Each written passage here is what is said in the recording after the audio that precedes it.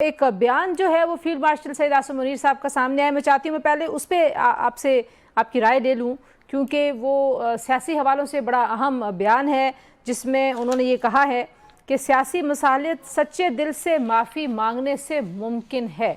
आप इस बयान को कैसे देखते हैं, क्या तशरीह करेंगे इस बयान की? इस बयान का ताल्लुक है, ये तो वाज़ेह तौर पे पाकिस्तान तहरीक इंसाफ की क़यादत बिलखसूस खान साहब के लिए है, और शायद यही मुतालबा नजर आ रहा है कि पाकिस्तान तहरीक इंसाफ जो है 9 मई के वाक़यात पे माजरत तलब कर ले।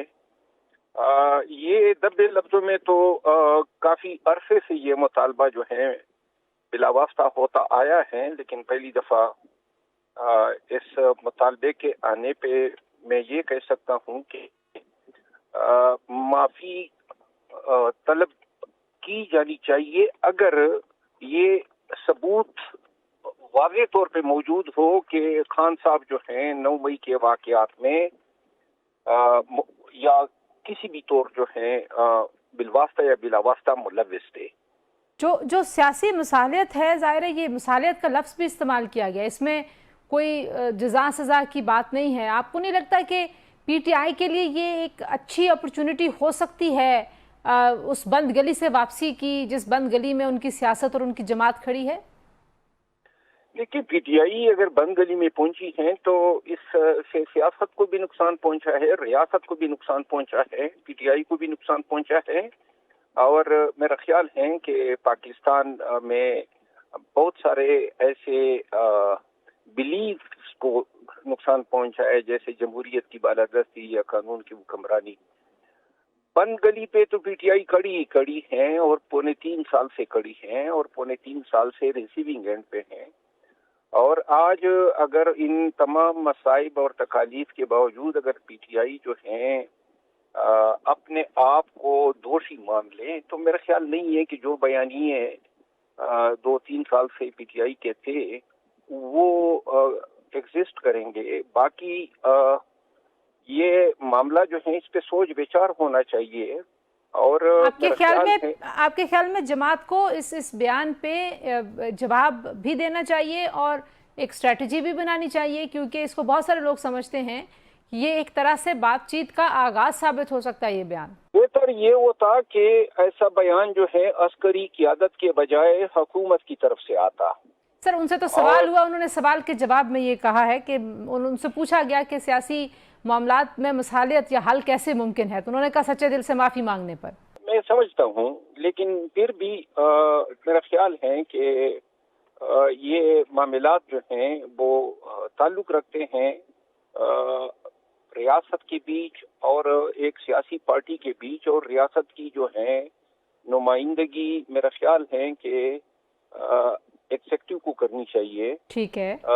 मेरी जाती राय ये है कि इस बयान पे सोच विचार होना चाहिए, और पाकिस्तान तहरीक इंसाफ जो है इसका जवाब दें, और जवाब कुछ इस जो भी ये मुनासिब समझते हैं। लेकिन अगर पीटीआई समझती है कि इनके सफ़ों से कोई भी शख्स किसी हिदायत के तहत 9 मई के वाक़यात में मुलव्विस नहीं था, तो खुल के ये बात करनी भी चाहिए। और अगर इस मौजू को आगे बढ़ाते हैं तो इस मौजू पे जो है मेरा ख्याल है डायलॉग हो सकता है। जी बिल्कुल ठीक है। अब दूसरे इशू पे आते हैं।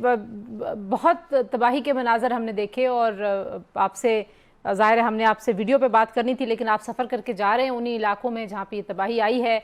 अब आपका ताल्लुक भी खैबर पख्तूनख्वा से है। बताइए, इतनी अनप्रेसिडेंटेड तबाही है, बहुत सारे लोग ये समझते हैं कि रिलीफ का काम जो है वो उतनी तेज़ रफ्तारी से नहीं हो पा रहा जितना होना चाहिए। देखिए, मैं यहाँ पे आया हूँ, आंखों देखा हाल मुझे नजर आ रहा है। यहाँ जो तबाही मीडिया पे बताई गई उससे 10 गुना ज्यादा तबाही हुई है।